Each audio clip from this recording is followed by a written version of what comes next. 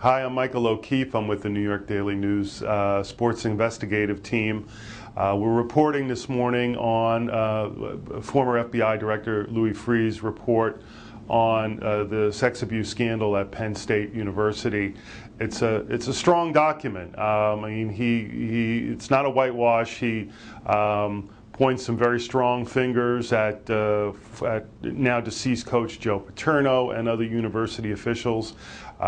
He describes a culture where football was king at Penn State, and people like Paterno, like the former athletic director, the university vice president, and the university president, were afraid to go to the authorities with allegations of abuse against Jerry Sandusky because they were afraid of bad publicity, because they didn't want the football program or the university to be tarnished by this. Obviously a real moral and legal and ethical failure there. Some of the sources that I've spoken to about the report say that it is good, but they wish it would have gone a lot further. The report really only addresses the years between like 1998 until the present time.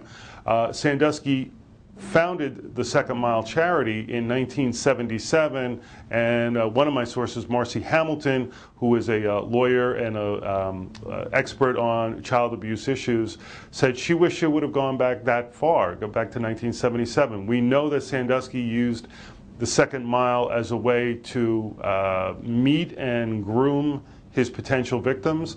I think she's got a point.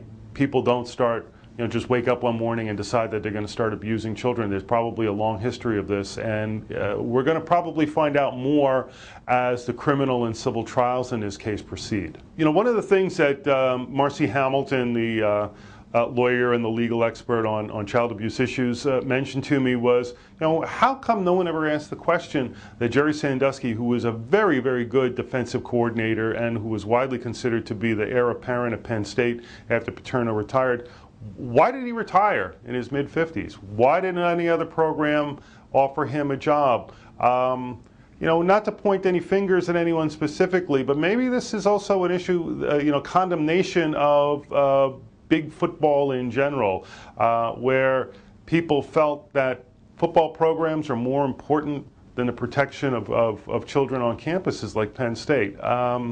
I think coaches and athletic directors and people involved in college sports around the country ought to be taking a good look at themselves and their own programs today.